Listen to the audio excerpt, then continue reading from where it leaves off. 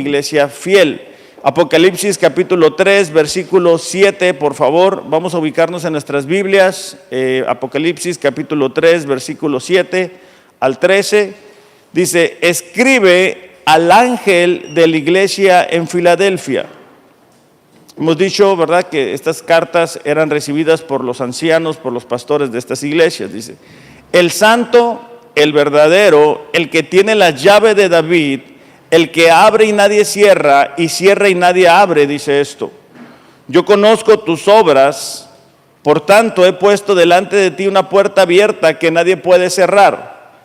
Aunque tienes poco poder, has guardado mi palabra y no has negado mi nombre. Por tanto, yo entregaré a aquellos de la sinagoga de Satanás que se dicen ser judíos y no lo son, sino que mienten. Yo haré que vengan y se postren a tus pies y sepan que yo te he amado. Porque has guardado la palabra de mi perseverancia, yo también te guardaré de la hora de la prueba.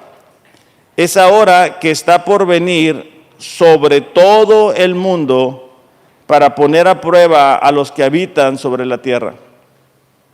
Versículo 11, vengo pronto. Retén firme lo que tienes para que nadie tome tu corona. Al vencedor le haré una columna en el templo de mi Dios y nunca más saldrá de allí. Escribiré sobre él el nombre de mi Dios y el nombre de la ciudad de mi Dios, la nueva Jerusalén, que desciende del cielo de mi Dios, y mi nombre nuevo. El que tiene oído, oiga lo que el Espíritu dice a las iglesias. Vamos a orar.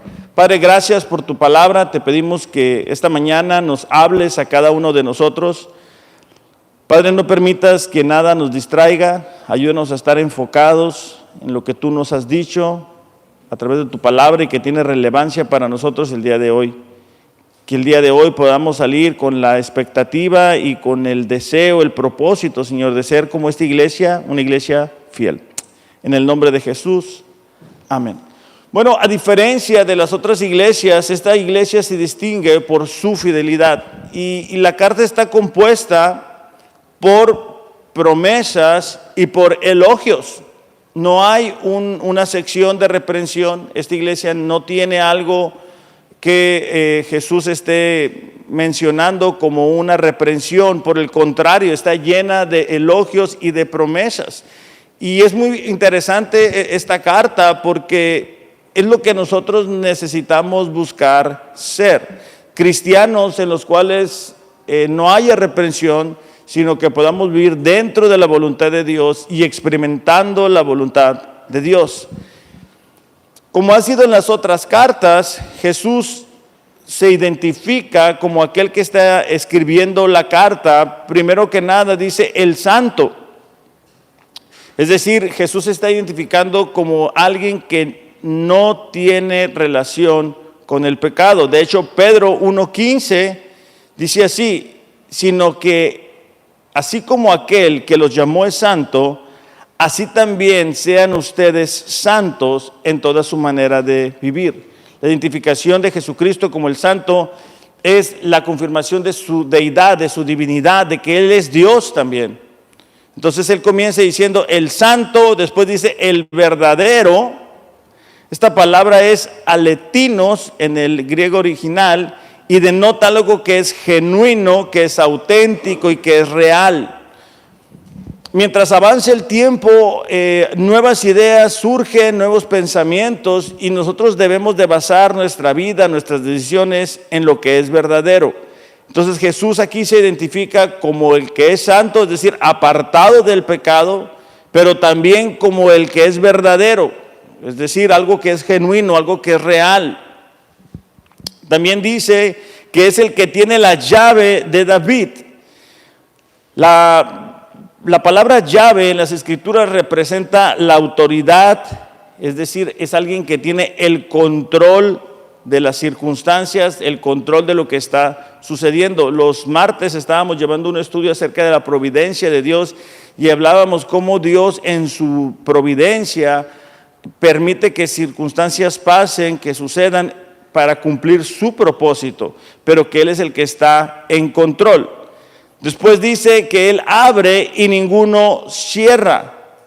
Y cierra y ninguno abre. Entonces aquí Jesús se está identificando como aquel que es omnipotente, es decir, que lo puede todo. De hecho, Isaías 43:13, lo buscamos por favor, Isaías 43:13. Dice, lo que yo hago, ¿quién lo estorbará? Nadie puede cerrar las puertas del reino ni las bendiciones si Dios las mantiene abiertas. Nadie puede lograr que se abran las bendiciones si Él las tiene cerradas. Entonces Jesús se identifica como el santo, el verdadero, el soberano, el omnipotente. Y comienza esta carta, una vez habiéndose identificado a la iglesia de Filadelfia, comienza esta carta con una serie de elogios y vamos a ver que está el elogio y como consecuencia la promesa, y luego está el elogio y como consecuencia la promesa.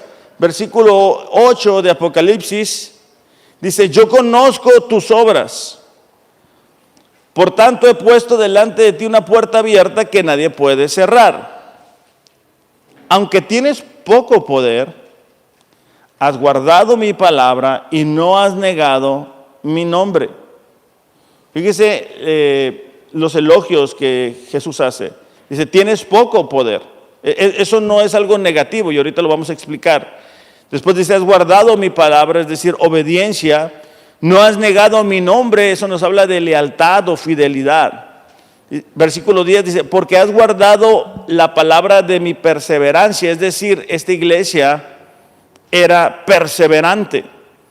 Entonces, en primer lugar, él dice que esta iglesia tiene poca fuerza, es decir, numéricamente eran menos. De hecho, de las 7 iglesias, solamente 2 iglesias no reciben reprensión, ¿verdad? Incluida Filadelfia. Y eso es importante notar porque para nosotros, el número de personas de una iglesia indica lo bien o lo mal que están haciendo las cosas.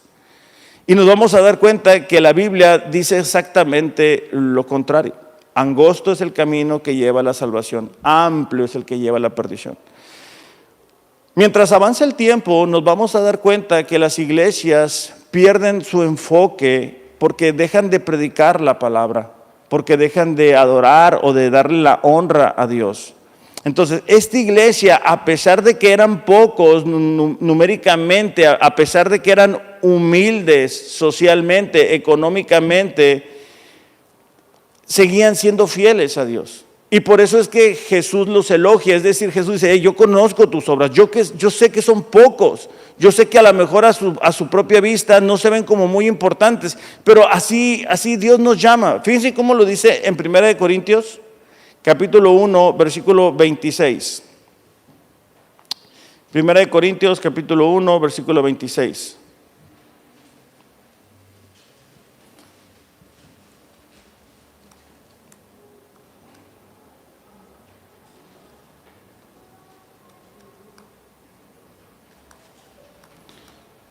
Dice, recuerden, amados hermanos, que pocos de ustedes eran sabios a los ojos del mundo o poderosos o ricos. 1 Corintios 1:26. En cambio, dice, Dios eligió lo que el mundo considera ridículo para avergonzar a los que se creen sabios. Escogió cosas que no tienen poder para avergonzar a los poderosos. Es decir, Dios busca lo que el mundo considera de poca importancia, de poco valor, de poca inteligencia, para tomar a esa persona y convertirla en un reflejo de Cristo Jesús, de tal manera que la honra y la gloria sea solamente para Él. Para que cuando la gente nos vea diga, ¿a poco eres tú el que antes era esto? Mira cómo has cambiado, o sea, mira qué diferencia ahora que estás en Cristo. Entonces, esta iglesia estaba siendo elogiado porque numéricamente eran pocos, a lo mejor ellos creían que no tenían mucha influencia en la ciudad, pero sí la tenían. De hecho, Pablo, en su segunda carta a los Corintios, capítulo 12, versículo 10, dice así, Segunda de Corintios 12:10.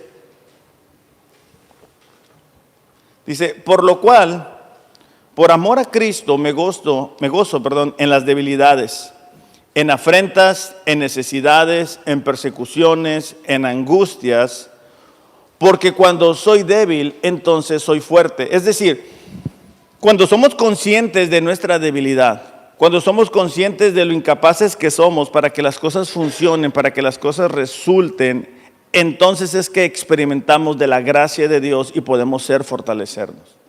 Cuando nosotros decimos, no, yo lo voy a hacer a mis fuerzas, yo lo voy a hacer a mi capacidad, yo lo puedo hacer, entonces no logramos experimentar de la gracia de Dios, porque la gracia de Dios se derrama en la vida de aquellos que logran ser humildes. Otro elogio para esta iglesia es que dice, guardaban la palabra o guardan la palabra. Y esto es sinónimo de obediencia. O sea, guardar la palabra de Jesús no implica que debería de ocultarse. No, algunas versiones dicen así, ¿verdad? Que guardaba la palabra y uno pudiera decir, la guardaba, la escondía. No, esta palabra guardar es una obediencia a la palabra de Dios. Al igual que Job, esta iglesia podía decir, leyendo en Job 23:12, dice, del mandamiento de sus labios nunca me separé. Guardé las palabras de su boca más que mi comida.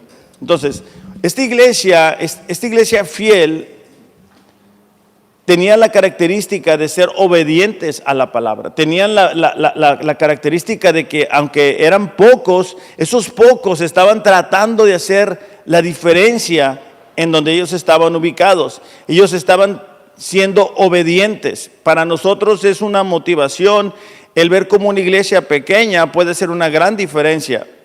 Entonces, número 3 dice, no han negado mi nombre. Y esto nos habla de lealtad o fidelidad. No negar el nombre significa honrar a Dios. Y significa también dar a conocer la revelación de Jesús a todos. Cuando nosotros, en donde sea que estamos, en casa, en el trabajo, en la familia, nos mantenemos fieles a la palabra de Dios, logramos ser leales. Mostramos revelar quién es Jesús en nuestras vidas. Cuando nosotros cedemos a la presión de la familia, de los compañeros del trabajo, de la sociedad, estamos nos honrándole. Lo que nosotros aprendemos aquí en los domingos, necesitamos llevarlo a la práctica, a donde sea que vamos. Necesitamos ser un factor de diferencia en esta sociedad, otra vez en la familia, en los trabajos, en las escuelas para nuestros jóvenes. Entonces, esta iglesia había logrado entender eso y no había negado su nombre. Negar el nombre es como cuando nosotros vamos con alguien a algún lugar y están diciendo cosas que chocan con la palabra de Dios y nosotros no decimos nada. Nosotros preferimos quedarnos callados, ¿verdad? Para no tener problemas. Okay. Cuando nosotros sí levantamos la mano y cuando nosotros sí decimos lo que la palabra de Dios dice, estamos siendo leales a Dios. Cuando nosotros al salir de estas 4 paredes obedecemos a la palabra de Dios, estamos siendo fieles a Él. Estamos honrando lo que Él ha hecho en nuestras vidas. De hecho, en Juan capítulo 8, versículo 51, dice, en verdad les digo que si alguien guarda mi palabra, no verá jamás la muerte. La obediencia en la vida de una persona es la muestra o la evidencia o la señal de que alguien ha nacido de nuevo. Es decir, no obedecemos a Dios para convertirnos en cristianos, sino que debido a que somos cristianos, obedecemos a la palabra de Dios. Mismo Juan, pero en su primera carta, en el capítulo 2, versículo 5, dice, el que guarda su palabra, es decir, el que la obedece, en él verdaderamente se ha perfeccionado el amor de Dios. Y en esto sabemos que estamos en él. Entonces, con esto concluimos que una persona que ha nacido de nuevo se debe de caracterizar por la obediencia a la palabra de Dios, por la fidelidad a la palabra de Dios, por honrar a Dios. Hace mucho daño a la sociedad cuando alguien dice que es cristiano y se comporta como un no cristiano. Hace mucho daño cuando alguien dice que es creyente y es mentiroso y es tramposo, ¿verdad? Hace mucho daño. Entonces nosotros no podemos controlar eso, pero sí podemos controlar nuestro testimonio. Que seamos conocidos por personas justas, por personas rectas, por personas que lo que decimos aquí se vuelve una realidad de nuestra vida práctica. Aquí estamos 1 hora, iglesia, los domingos. Algunos, ¿verdad? Otros menos. Pero es 1 hora nada más lo que estamos aquí. Y allá afuera estamos 7 días. Entonces, la lealtad, la obediencia tiene que ser expresado a lo largo de nuestra semana. Para poder decir, como dijo Pablo, ¿verdad? En su segunda carta a Timoteo, he peleado la buena batalla, he acabado la carrera, he guardado la fe. Entonces, no nos esperemos al final de nuestros tiempos, ¿verdad? Para entonces querernos poner a cuentas. Porque eso no sucede así. O sea, el corazón, cuando nosotros desobedecemos, se va endureciendo. Por eso es que cuando alguien deja de obedecer a Dios, cuando alguien deja, por ejemplo, de leer, de orar, de congregarse, y tú le dices, las primeras ocasiones sí responde, ¿verdad? Pero sigue desobedeciendo y el corazón se va haciendo duro. Y ya después hasta nos molesta que nos digan, ¿verdad? Hey, hay que leer la Biblia, hay que orar. ¿Por qué? Porque el corazón se va endureciendo. Entonces no pensemos, más adelante voy a ponerme a cuentas con el Señor. No existe eso. Entonces esta iglesia se estaba distinguiendo por su fidelidad, por su obediencia. Y fíjate esta virtud que también es muy importante, porque dice, han guardado la palabra de su paciencia, es decir, han sido perseverantes, han sido constantes. Una razón por la cual muchas personas no avanzan es por su falta de constancia, por su falta de perseverancia. Es decir, comienzan algo 1, 2 días y después les da flojera, después ya no les alcanza el tiempo, después está haciendo mucho frío, mucho calor, lo que sea, y no logran instaurar nuevos hábitos en su vida espiritual. Entonces, esta iglesia se estaba distinguiendo porque eran constantes. No eran únicamente de un día a la semana, no eran de unos cuantos a la semana. Eran constantes cuando las cosas estaban bien, cuando las cosas estaban mal, porque esa es otra. Podemos sacar tiempo para Dios cuando las cosas están mal.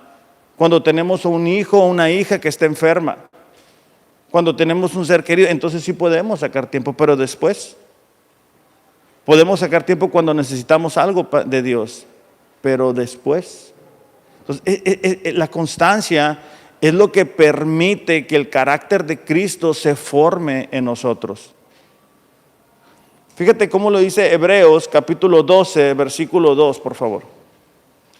Hebreos 12.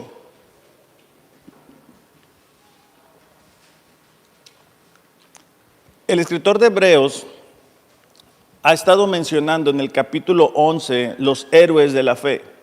Personas que por medio de la fe alcanzaron las promesas de Dios.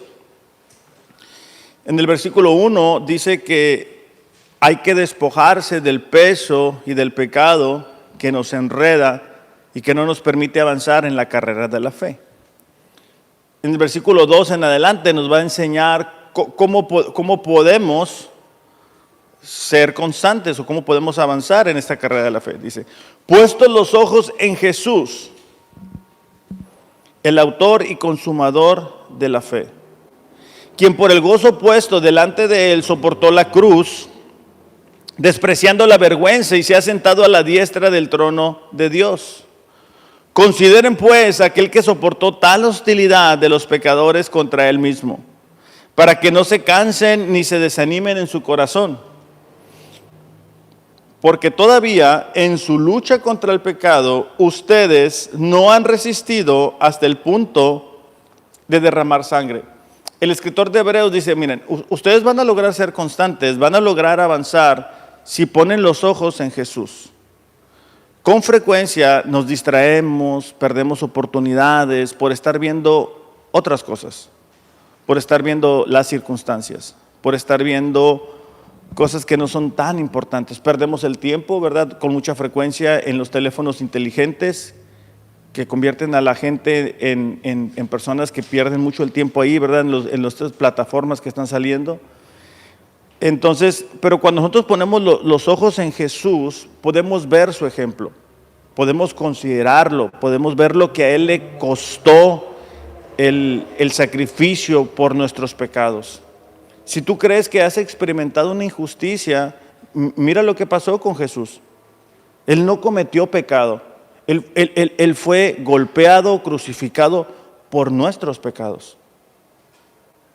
Entonces, cuando nosotros logramos enfocarnos en Él y no en la persona que nos hizo daño, o en las circunstancias que son muy difíciles, o en mi esposo o mi esposa que no cambia, o en mis hijos, cuando podemos enfocarnos en Jesús, es que podemos avanzar.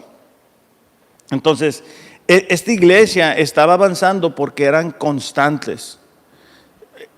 El día de hoy muchos se desaniman porque no son constantes.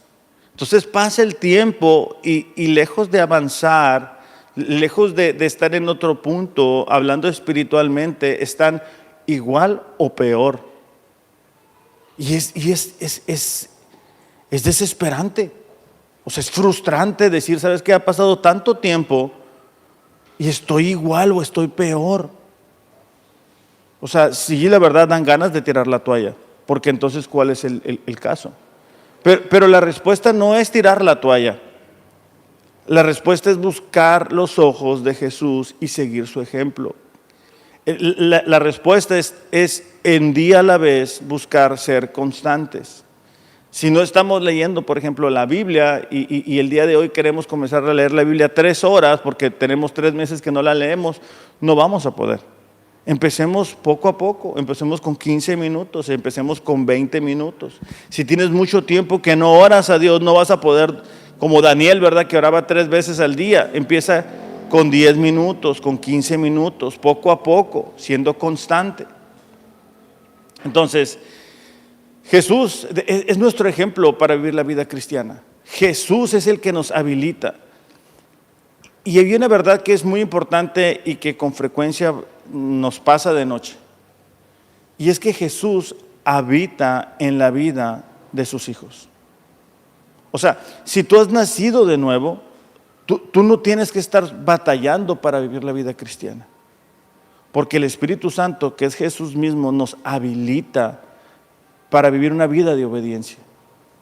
Por eso es que ya no podemos hacer lo que antes hacíamos, hablando de antes de ser cristianos, y no nos divierte lo mismo que antes nos divertía, o no podemos hablar como antes lo hacíamos. ¿Por qué? Porque el Espíritu Santo está dentro de nosotros. Entonces, esta iglesia es una iglesia fiel porque es una iglesia que obedece, es una iglesia que honra a Dios, es una iglesia que es perseverante, y es lo que nosotros necesitamos buscar hacer. Por eso esta mañana deberíamos de considerar qué tan obedientes somos a la palabra de Dios, qué tanto le honramos a Él. Porque a veces creemos que honrar a Dios es solamente venir y cantar aquí el domingo, y es parte de, pero no es lo único. Cada actividad que hacemos en casa es una forma de honrarlo. Las esposas, cuando hacen la comida, cuando educan a los hijos, están honrando a Dios. Cuando están siendo la ayuda idónea del esposo, están honrando a Dios. Cuando el esposo está siendo el guía espiritual en su casa, de su esposa, de sus hijos, está honrando a Dios. Cuando el esposo se porta con rectitud y justicia, que no es alguien mentiroso, que no es alguien tranza, está honrando a Dios. Pero a veces eso no sucede, iglesia, porque la sociedad nos mueve en una dirección contraria y es más fácil ir con la corriente. Por eso es que a lo mejor si tú estás en un lugar de trabajo o en una escuela para nuestros jóvenes, te vas a dar cuenta que no hay muchos cristianos. Para nuestros jóvenes es difícil porque están 30, 40 jóvenes pensando de una forma tan distinta. Pero el tiempo te va a dar la razón. Si tú, joven, te mantienes firme, fiel a Dios, va a pasar el tiempo y te vas a dar cuenta dónde terminan esos jóvenes que se creen muy inteligentes, que creen que faltar el respeto a los padres es lo correcto, es lo de moda, que cantar canciones de corridos tumbados y de reggaetón y de música así, de eso se trata la juventud. Si tú te mantienes fiel a Dios, como lo hizo Daniel, vas a poder ver y experimentar las bendiciones de Dios, ¿verdad? Porque el problema con nuestros jóvenes es que quieren todo en el momento y como ven que todos los jóvenes están haciendo algo, ellos quieren imitar. Pero si tú logras poner los ojos en Jesús, te vas a dar cuenta que ellos no son ejemplo de imitar. Tengo un amigo que trabaja con jóvenes con adicciones y lo que me ha estado comentando últimamente es que el incremento de los jóvenes que utilizan diferentes sustancias está creciendo.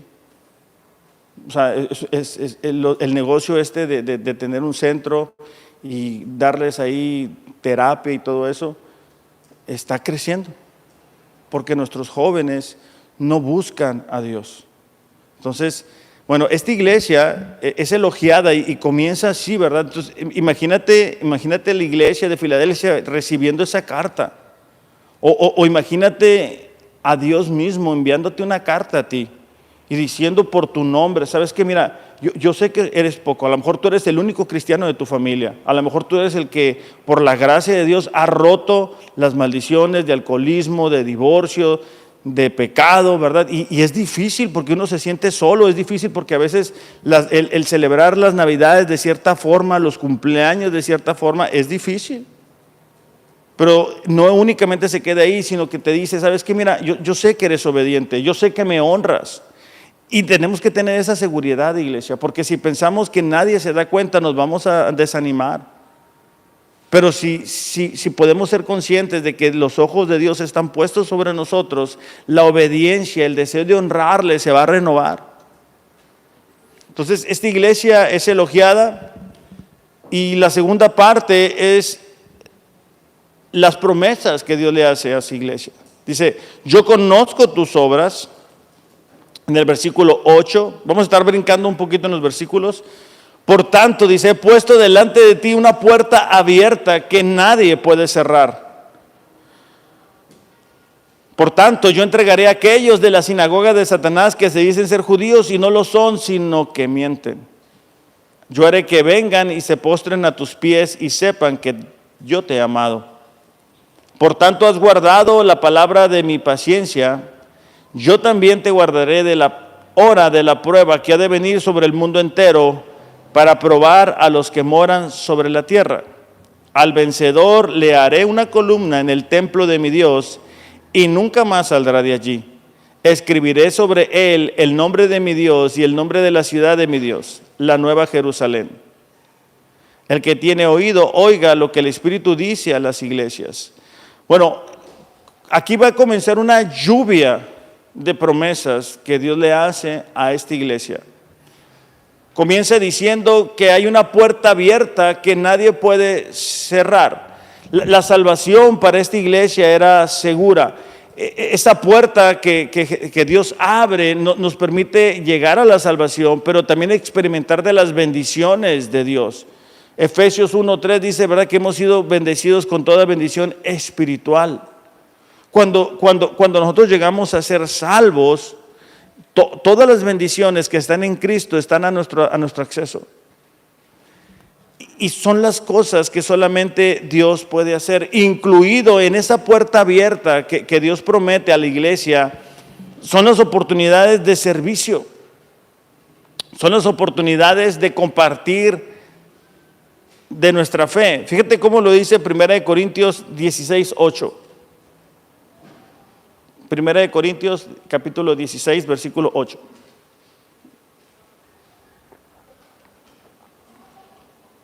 Dice, está Pablo diciendo, estaré en Éfeso hasta Pentecostés, porque se me ha abierto puerta grande y eficaz y muchos son los adversarios. Es decir, Pablo estaba diciendo, me voy a quedar aquí en Éfeso porque Dios está abriendo una oportunidad, está abriendo una puerta para que yo pueda compartir de mi fe con ellos. A lo mejor nosotros conocemos o tenemos familia que no conocen a Dios. Y lo que tú necesitas es que Dios abra esa puerta para que tú les puedas compartir de tu fe en Jesús, que tú les puedas hablar de lo que Dios ha hecho en tu vida. Pero necesitamos estar listos para ver esas oportunidades que Dios abre. Cuando vamos al mandado, cuando vamos a algún lugar, ¿verdad? Y la gente te da, nosotros creemos que la gente nos da esa oportunidad o se da la conversación. Son oportunidades que tenemos que utilizar para compartir de nuestra fe. Pero muchas veces nosotros decimos, pues ve a la iglesia, pues busca a Dios. Y son buenos consejos. Pero la gran comisión que está en Mateo 28, versículos 18 en adelante, Jesús, ¿verdad?, dice que toda la autoridad le ha sido dada y le dice a sus discípulos, por tanto vayan, enséñenles todas estas cosas, enséñenle, bautícenlos. No les dice, bueno, yo ya me voy, toda la autoridad me es dada, si alguien te pregunta por tu fe, mándalo a la iglesia. Claro, es más fácil decir, bueno, ve a la iglesia, que es algo bueno, pero nosotros debemos de estar preparados para compartir de nuestra fe. Y esta iglesia estaba experimentando de la gracia de Dios porque puertas se estaban abriendo. La segunda promesa dice, yo entrego de la sinagoga de Satanás a los que se dicen ser judíos y no lo son, sino que mienten. He aquí, yo haré que vengan y se postren a tus pies y reconozcan que te he amado. En otra carta anterior, hace una referencia a las personas que decían ser judíos, es decir, son personas que decían ser creyentes, son personas étnicamente hablando que eran de Israel, pero que no conocían a Dios. Entonces, aquí la promesa es que estas personas, algunas de ellas, a través de la iglesia de Filadelfia, iban a poder conocer del evangelio. Esa es la puerta a la que aquí se está refiriendo. Entonces, esto es impresionante para nosotros porque quizá hay gente que se burle el día de hoy porque estamos buscando a Dios, porque nos venimos y nos congregamos los domingos, porque leemos la palabra, porque oramos, porque confiamos en Él, porque a pesar de que somos cristianos muchas veces enfrentamos circunstancias difíciles. Bueno, aquí la promesa que Dios hace para esta iglesia es que Él iba a abrir la puerta de tal manera que uno de ellos iban a reconocer que ellos eran amados por Dios. Entonces, si nosotros logramos ser fieles, esas puertas se van a abrir. Esas oportunidades para compartir del evangelio se van a abrir. Cuando miramos la historia de Daniel, por ejemplo, Daniel es llevado junto con otros 3 jóvenes a la tierra de Babilonia, una tierra con poderío militar, pero llena de ídolos. Pero Daniel se mantiene obediente, se mantiene fiel, se mantiene honrando a Dios. Y lo que vemos es cómo estos jóvenes logran impregnar el reino de Babilonia de su fe en Dios. Porque Dios les abría puertas y puertas y ellos iban avanzando. Bueno, lo mismo sucede cuando nosotros nos mantenemos fieles a Dios. Lo mismo estaba sucediendo con esta iglesia, que aquellas personas que los atacaban eran alcanzados por el evangelio. Pero necesitan ver en nosotros un compromiso real, un compromiso genuino. Necesitan ver que nosotros pensamos de una manera diferente.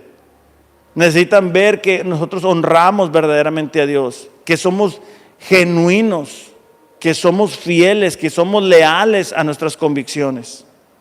Pero si somos inconstantes, ¿verdad? A veces sí somos cristianos, a veces no somos cristianos, en algunas cosas sí somos cristianos, en otras cosas no somos. Bueno, no vamos a lograr impactar a la gente a nuestro alrededor. Fíjate, otra promesa en el versículo 10 dice, por cuanto has guardado la palabra de mi paciencia, yo te guardaré de la hora de la prueba que ha de venir sobre el mundo entero, para probar a los que moran la tierra. Esta promesa no es únicamente en el momento que ellos estaban viviendo. Esto nos habla de lo que va a suceder muy pronto, que es lo que se denomina en la Biblia el arrebatamiento. La Biblia es clara de que cuando las cosas se estén poniendo muy feas, como se están poniendo muy feas, Jesús viene y lleva junto con él a su iglesia. Y entonces algunos de los que se queden van a decir, con razón el pastor me decía, lee la Biblia, ora, busca a Dios. Y ese momento, familia, es un momento en el que tú no quieres estar aquí. Porque imagínate, aviones se van a caer, los accidentes que van a suceder, el anticristo va a estar en su mero punto, la adoración a todo eso va a estar. Más adelante comienzan las plagas y yo te aseguro, tú no quieres estar ahí. No te quiero asustar esta mañana, simplemente es mi responsabilidad advertirte. Porque aquí no está hablando de una amenaza, aquí es una promesa que Dios le está dando a la iglesia y nos da a nosotros también, de que si somos fieles, nosotros vamos a ser levantados o arrebatados para no pasar por cuando las cosas se pongan aún peor. Fíjate cómo lo dice 1 Corintios capítulo 15, para que lo tengas ahí en tu Biblia.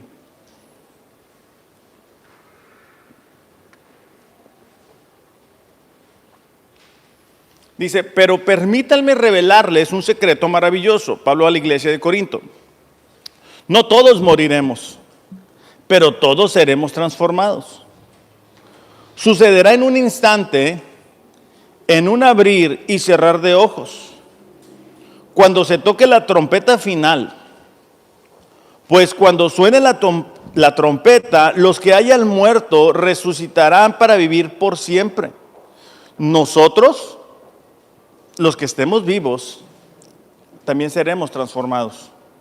Pero nuestros cuerpos mortales tienen que ser transformados en cuerpos que nunca morirán. Nuestros cuerpos mortales serán transformados de cuerpos inmortales. Entonces, cuando la siguiente semana vamos a terminar con las cartas a las iglesias. Pero cuando leemos el libro de Apocalipsis, después de la mención que se hace a la iglesia y comienzan los juicios, ya no se hace mención de las iglesias. Es decir, todo parece indicar que en ese momento la iglesia ya no está aquí. Y cuando vemos, ¿verdad?, los juicios que Dios va a traer a la tierra, ¿verdad?, las consecuencias del pecado, que la iglesia ya no está aquí. Entonces miramos que la prueba a la que en esta carta Jesús se refiere es una prueba que está en el futuro, que tiene un tiempo definido, pero también nos dice, ¿verdad?, que va a mostrar quiénes son cristianos y quiénes no son cristianos. Y va a venir sobre el mundo entero. Fíjate, en el versículo 12 comienza otra serie de promesas. Dice, al vencedor le haré una columna en el templo de mi Dios y nunca más saldrá de allí. Una columna tiene o representa estabilidad, permanencia e inmovilidad. Entonces, la promesa es que los creyentes van a tener un lugar permanente, eterno, en la presencia de Dios. Cuando aquí nos habla, ¿verdad?, de esta promesa de hacernos una columna, nos habla de esa promesa de que vamos a estar eternamente con el Señor. Después dice, sobre él ha puesto el nombre de su Dios, y esto significa, déjame te lo leo completo. Dice, y nunca más escribiré sobre él el nombre de mi Dios y el nombre de la ciudad de mi Dios. Cuando dice sobre él el nombre de su Dios, esto refleja propiedad, significando que los cristianos pertenecemos a Dios. Es otra promesa. Una vez que nosotros pasamos de muerte a vida, le pertenecemos a Dios. Una vez que nosotros otra vez ya no estemos aquí, por eso es que toda la furia del pecado va a caer sobre el mundo. Después dice, el nombre de la ciudad de mi Dios, la nueva Jerusalén, la cual desciende del cielo. Entonces, esto implica ciudadanía celestial. Pablo, en sus cartas, frecuentemente hace mención de esto, de que ya no pertenecemos aquí. Mira, si alguien sigue siendo atraído por el mundo, sigue pensando como el mundo piensa, sigue hablando como el mundo piensa, es que es del mundo, es que no ha nacido de nuevo. No hay términos medios. O estamos con el Señor o no estamos con el Señor. No pensemos que vamos a poder burlar a Dios. O sea, no pensemos que cuando llegue el día del juicio, ese día vamos a poder decir, no, pues que siempre sí quiero, porque va a ser muy tarde. Entonces, por último, habla de un nombre nuevo, y esto nos habla de la nueva plenitud que vamos a tener. Entonces, si nos damos cuenta, todas estas promesas, aunque eran para la iglesia de Filadelfia, también son aplicables para nosotros. Tenemos una ciudadanía celestial, queremos estar eternamente con el Señor, hemos sido llamados sus hijos. Y al ser llamados sus hijos, dice la Biblia, ¿verdad?, que el que está en Cristo, nueva criatura es. No hay condenación para el que está en Cristo. El enemigo no puede tocar la vida de los hijos de Dios. Es una protección que si nosotros pudiéramos verla, fuéramos más conscientes de ella, fuéramos más agradecidos, pero a veces lo perdemos de vista. Y por último, esta carta tiene un mandato. Dice, vengo pronto, retén lo que tienes para que ninguno tome tu corona. Jesús, a diferencia de otras cartas, el decir vengo pronto era algo que ellos necesitaban escuchar, es algo bueno. Mira, si alguien nos dijera el día de hoy, ¿sabes qué? Jesús viene, qué felicidad. Pero si tú no estás en Cristo, qué miedo. Esa es la diferencia. Esa va a ser la diferencia cuando de repente Él venga. A algunos les va a dar miedo y les van a dar otras cosas. Pero los que estamos en Cristo nos va a dar una felicidad porque sabemos que nuestros padecimientos, nuestro lloro, la enfermedad ya no existe más. Entonces Él está dando aquí el mandato, la instrucción de perseverar. Dice, retén lo que tienes para que ninguno tome tu corona. Colosenses, y con esto voy a terminar, Colosenses capítulo 1, versículo 21 al 23 dice, aunque ustedes, dice, antes estaban alejados y eran de ánimo hostil, ocupados en malas obras, sin embargo, dice, ahora Dios los ha reconciliado en Cristo. Antes de ser cristianos, nosotros estábamos alejados de Dios, éramos de ánimo hostil hacia Dios, no queríamos nada con Dios, nos hablaban de Dios y nos volteábamos hacia otro lado y estamos ocupados en malas obras. Esas malas obras es el pecado. Cuando tú no estás en Cristo, tú estás ocupado en el pecado y quieres más y quieres más y quieres más. Dice, sin embargo, ahora Dios los ha reconciliado, en Cristo, en su cuerpo de carne, mediante su muerte, a fin de presentarlos santos, sin mancha, irreprensibles delante de Él. Esto, dice, Él hará, si en verdad permanecen en la fe, bien cimentados y constantes, sin moverse de la esperanza del Evangelio que han oído. Entonces, aquí la promesa es que si nosotros logramos ser perseverantes, que si nosotros logramos ser constantes, Él va a cumplir estas promesas. Entonces, iglesia, si tú estás buscando cómo ser un cristiano de verdad, cómo ser un cristiano fiel, un cristiano que logre alcanzar a las personas a su alrededor, es un cristiano de verdad. O sea, un cristiano que solamente llega, se sienta en la silla y no le habla a nadie, no comparte con nadie, no le comparte a nadie su fe, no es un cristiano. Se pagó un alto precio por nosotros, iglesia. Un alto precio para que nosotros pudiéramos vivir de una manera diferente. para que nosotros pudiéramos alcanzar a otros. Y mira, si tú miras el ejemplo de los discípulos, tú ves la pasión que ellos tuvieron al ser asesinados como fueron asesinados. No te conformes con menos, iglesia. No te sientas cómodo, no te sientas cómoda. No pienses que, bueno, yo ya estoy en Cristo, ya lo demás es lo de menos. No, sí hay de más. Porque no se pagó por ti para que fueras alcanzado y te sentaras en una silla y no hiciéramos nada más. Se pagó por ti para que tú alcanzaras a otros. No hay otro modelo de cristianismo. No pensemos que el cristianismo es una forma de vivir cómodo. Esta iglesia estaba siendo relevante de su tiempo, a pesar de que eran pocos, a pesar de que era mucho el pecado, porque ellos eran constantes, ellos eran obedientes, ellos estaban honrando a Dios.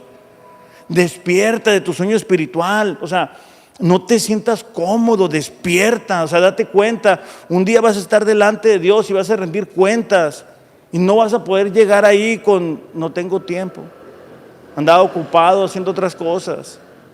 Sigamos el ejemplo de esta iglesia. O sea, imagínate cómo fuera nuestra familia, cómo fuera nuestra relación con las demás personas si lográramos ser obedientes, si lográramos honrar a Dios, si lográramos honrar a Dios con la educación de nuestros hijos, con el trato a nuestro esposo, a nuestra esposa, si lográramos honrar a Dios con la manera en que nos desenvolvemos en el trabajo.